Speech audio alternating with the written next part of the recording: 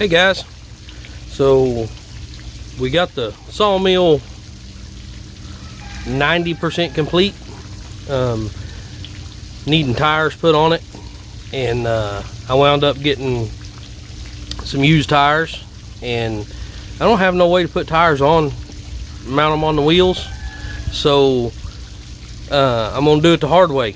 I've done it multiple times in my life, and it's just the way it goes when you're out in the country, and you just got to make things work. So I'm gonna show you guys that process. I built me a little table behind me, set that up, and I'm gonna let you guys see how that works, and show you how I got to do what I got to do. So let's get to work. So first step is we got to get that tire broke off that bead right there, so I can get it off that rim. Let me show you how I'm going to do that, hopefully.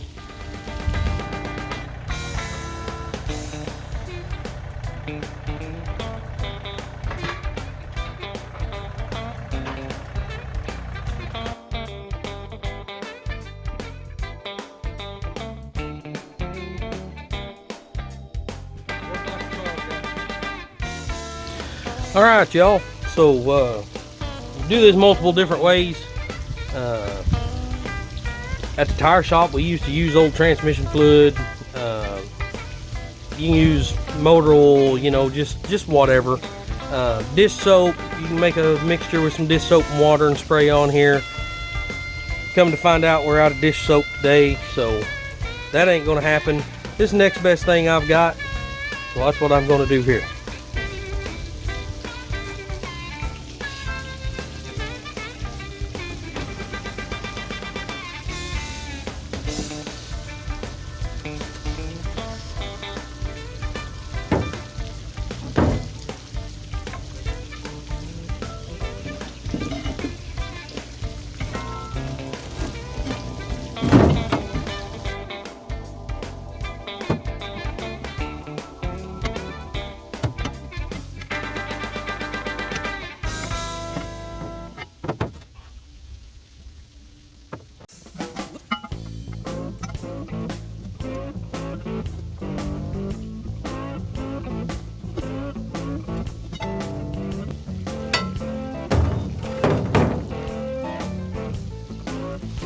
There it is, guys, success.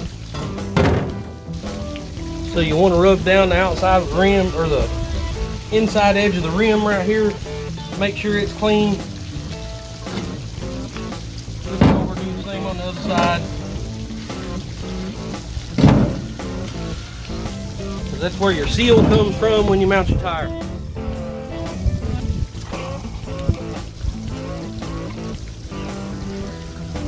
These old used tires been sitting around for a while, so just kind of clean up the inside of them a little bit. Get the water out of them. That ought to be good enough.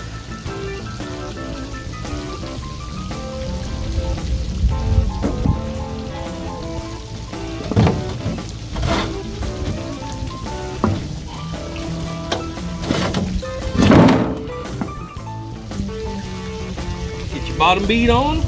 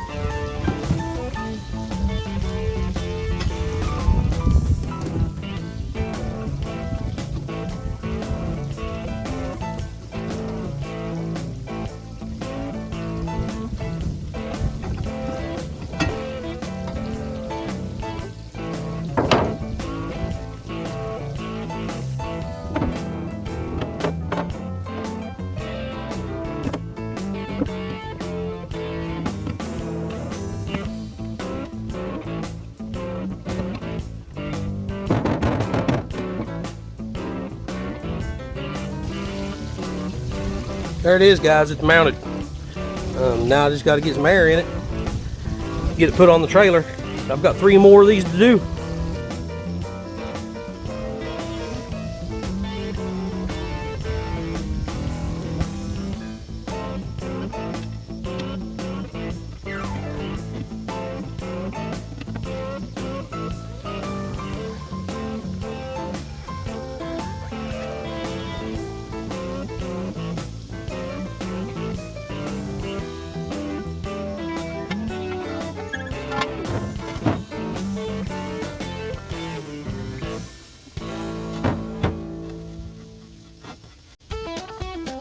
So that rim has a little bit of rust on that lip right there.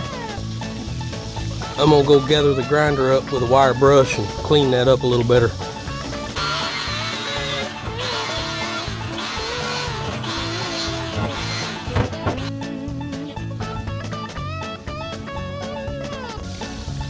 So you clean that rim up like that, and when the tire inflates, seals against that edge,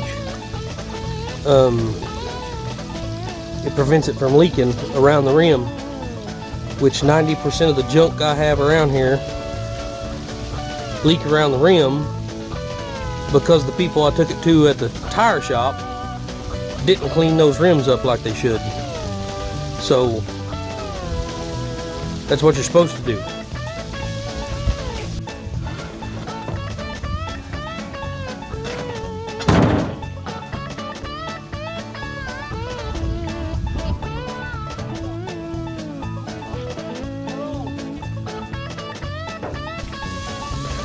Trying to find a pair of vice grips around here, but I can't. So the best thing I come up with is that big pipe wrench. And we'll see if I can do that. I don't know. We'll see.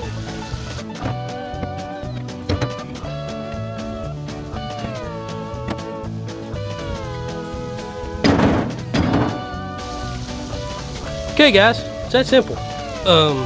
It took me 30-40 minutes to change these tires out by hand using junk tools.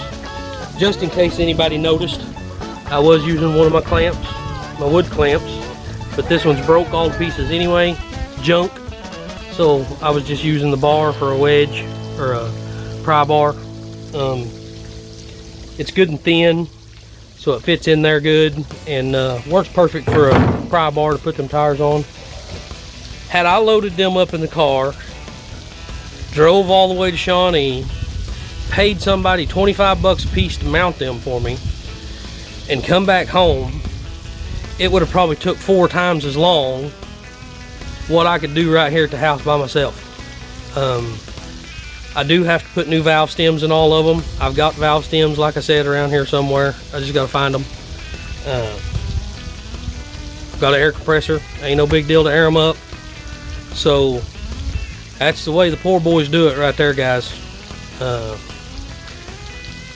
That's pretty much the final step on my sawmill trailer. I'll get these tires put on it and I'll be able to move it around. It'll be portable. All right, y'all. 682 hours later, I couldn't find my valve stems. So I had to go to O'Reilly's and buy a set of valve stems. I don't know. You know, you put stuff up where you'll know where it's at, and well, you see how that goes.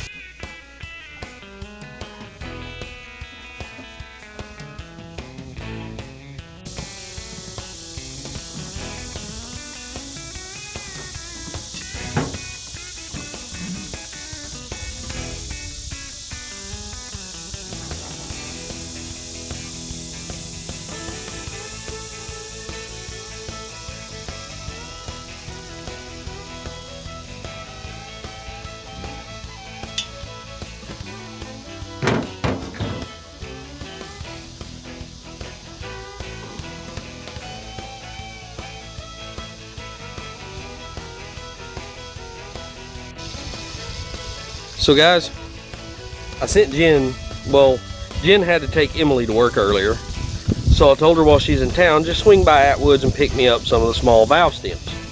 Because the wheel that I looked at was a small valve stem, I thought. So she gets home, I start putting the valve stem in one of the wheels that was on the table, and it had the big hole, so it needed the big valve stem. So it just, in case you see the difference here. Whoop, where am I at? So this is the one I needed, and this is the one she bought me. So I thought, well, dang it. We had to go to Oklahoma City to pick up the computer from Best Buy. It finally come back. So we get it, we go over to O'Reilly's, and I buy a pack of the big valve stems. We get home, I put one of the big valve stems in that first wheel, and all the other three take the little valve stem. So I guess I'm glad we had got it all, but I'm gonna have a few extra, and of course I'm gonna put them up and never be able to find them again. So now it's time to do some air upping. I gotta go get the air compressor out of that trailer right there, get it over here. I'll be back in a minute. All right, now I got the air upper over here, and it's airing upping right now, but I think it's got enough in it that I can start airing up in these. But I don't have an air upper checker, so I'm going to do the best I can and find an air upper checker somewhere and then check them later. But I'm at least going to get some air in them and get them put on the sawmill trailer, and cross your fingers and hope they hold air.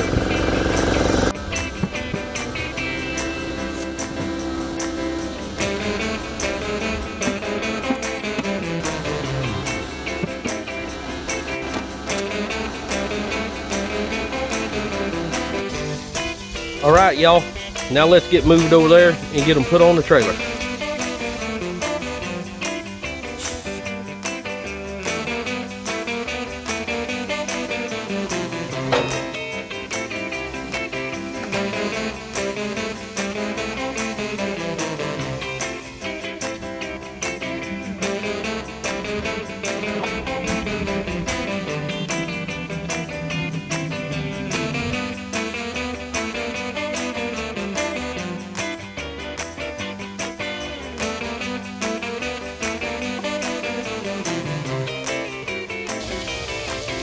Guys, this little doohickey right here, I bought probably 12 years ago off Amazon. I think back then they was about $65. One of the best freaking things I've ever had. I love this thing. The air jack. So it's just a big air bag out there, and on this end you hook your air up to it. It's got a valve. You open one valve to exhaust the air out to let everything down, and then you open the other valve to supply air to it. And it is absolutely the handiest thing I've ever had. I've lifted semi trucks up with these. I've lifted our 40-foot container. Whenever we leveled it out, I lifted it up with this. Of course, you have to have air. But you know, on the wrecker, whenever I was running the wrecker service, I bought it while I was running the wrecker, and on the wrecker I had onboard air on the wrecker, so it wasn't no big deal. And man, it is awesome.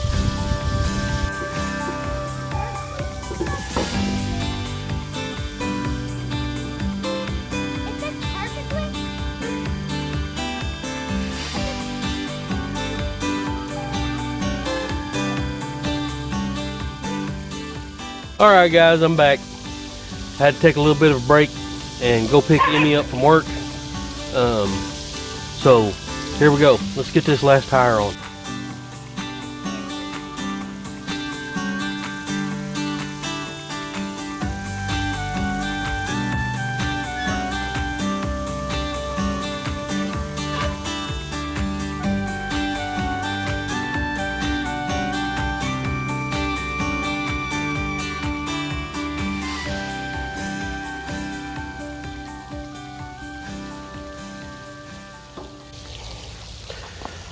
All right, y'all, there we are, one step closer.